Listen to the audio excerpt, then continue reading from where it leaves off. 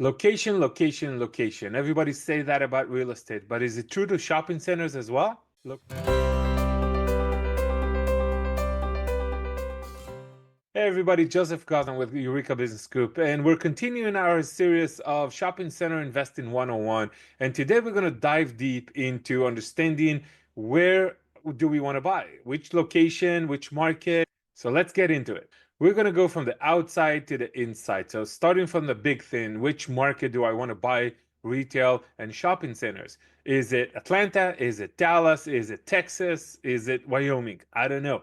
What do we need to look at? For us, when we invest in commercial real estate, the most important thing about a market is jobs. Without jobs, nothing else works. We need to find out where are the employers, which employers are coming to town, how many new employers were added. For example, we love Dallas, Texas. We're biased because that's our hometown.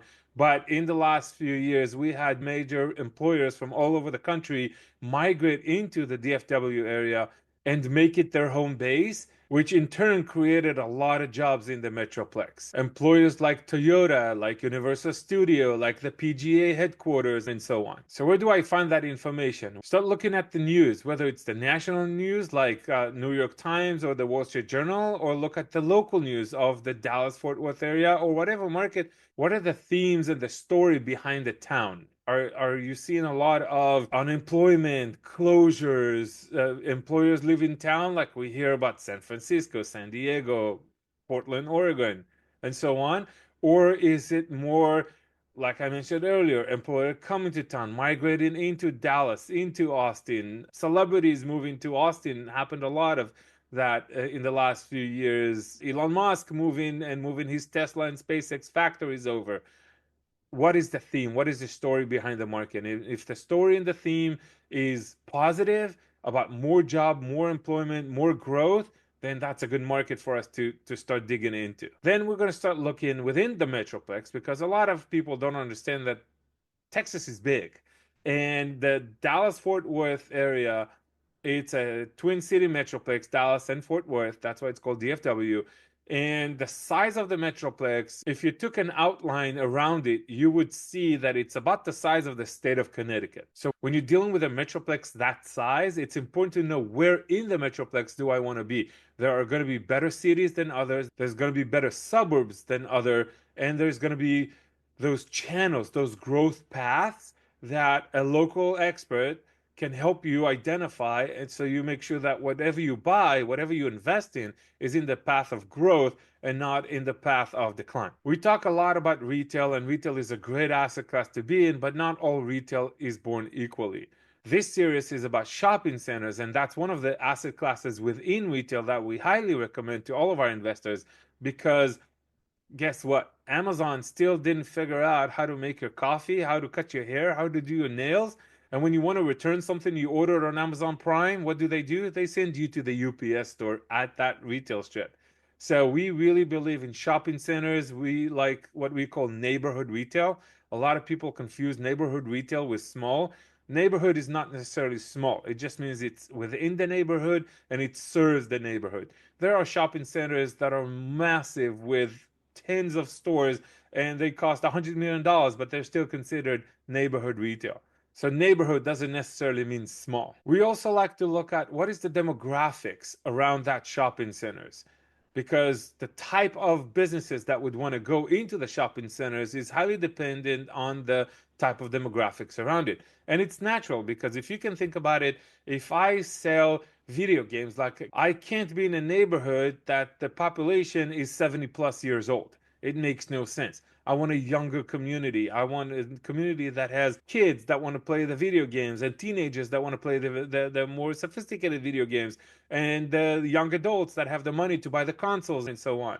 So the type of environment and the type of neighborhood around my shopping center is going to dictate what kind of tenants I can get into the shopping center. There are a lot of tools out there like CoStar and Crexi and LoopNet that help you really understand what the demographics are.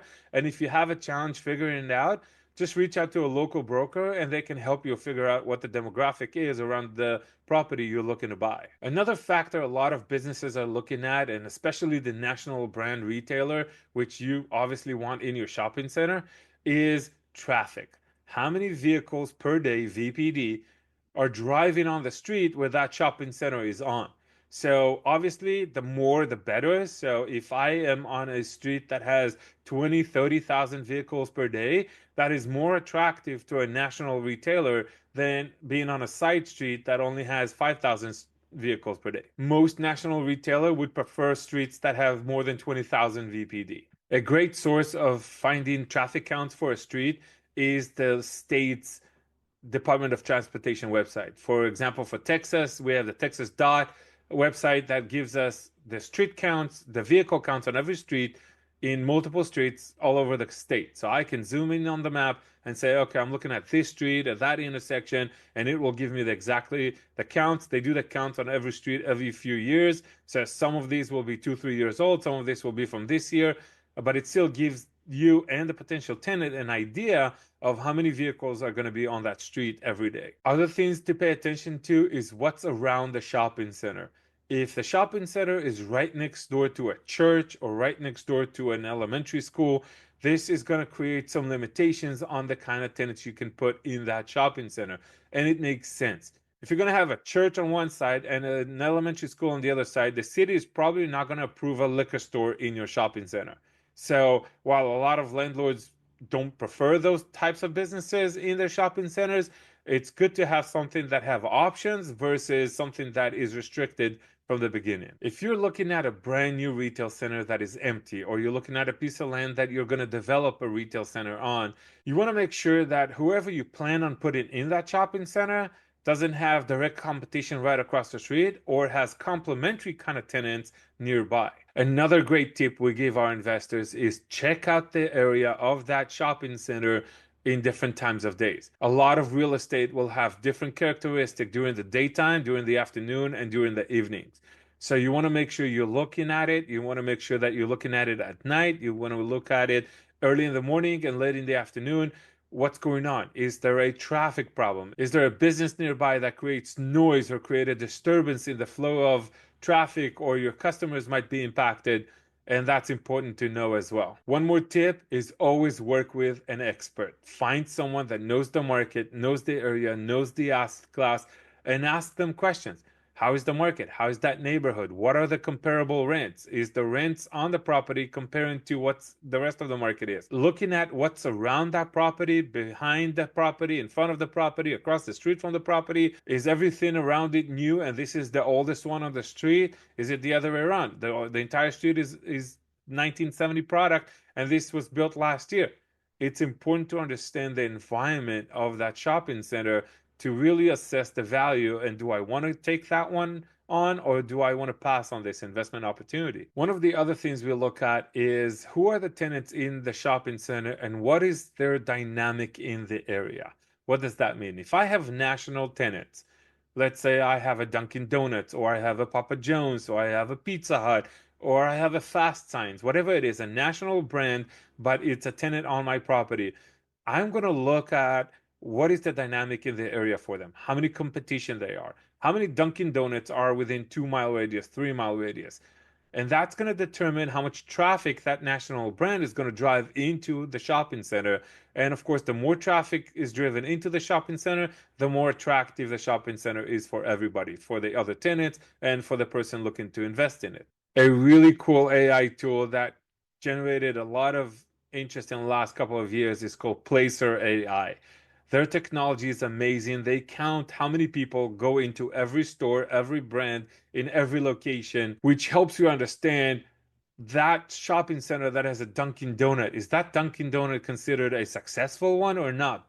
How are they ranking within all the Dunkin' Donuts in the area or in the state or in the country? So obviously, if you have the number 7 Dunkin' Donuts, that's a good shopping center to look at. Another market dynamic factor we're looking at is what else is being developed in the area. Are we looking at a shopping center that is in the middle of an old established neighborhood, or are we looking at a shopping center that is in a developing area? How many apartment buildings are being built right now in the immediate area? How many lots have already broken ground and started shoveling dirt around, which means in the next 2 years, there's going to be a lot more apartments or a lot more building or a lot more offices in the area. And that's obviously going to contribute to the shopping center in terms of traffic and more bodies in the area that will use the services of your clients, which are businesses. Let's recap what we talked about. We're looking at everything from the outside in. We're looking at the state, we're looking at the market, we're looking at the area. We are focusing on growth, job creation. Is there new construction around? What kind of new construction is there around? Where are the competition? Do I have national retailers trying to get into this area? How many vehicles per day are across that shopping center? And of course, vacancy. I didn't forget about it. I just left it for last. So vacancy in the market, in the area is very important. Across the country right now, retail is at historically low rates of less than 6% in 2024. That means there's a lot of demand and not a lot of supplies. But that changes. That is different from a market to market. The vacancy rate in Wyoming might be different than Texas. The vacancy rate in Houston, Texas might be different than vacancy rate in Dallas, Texas. You have to make sure that you look at that vacancy rate in the local market. How do I determine that? You'll have to work with a professional. Unfortunately, this is not something that is super publicized. You might be able to find some reports on the CoStar News, or you might be able to find some reports on LoopNet and so on. There are all kind of resources online you might be able to tap to. But like I said earlier, the best resource you can find is a local expert that understand what they're doing. They operate in that class. So don't find a multifamily broker to help you with your shopping center purchase and the other way around. Your shopping center broker is not going to be the one to help you with your multifamily. So find a broker that knows what they're doing, that operate in the market, in the asset class, and they can help you figure all these things out. So this was talking about the market dynamics and the location of your shopping center. It's part of our series of videos about investing in shopping centers. So stay tuned for the other videos. Take a look at the links below in our comments and check out all of our other videos about commercial real estate and retail specifically. Do us a favor, please subscribe and click that bell because that what helps us stay on float and stay in front of you guys as we deliver more videos and hopefully a lot more value. I'm Joseph Goslan with Eureka Business Scoop. We are your retail navigator in the Dallas-Fort Worth market. I'll see you at the next one.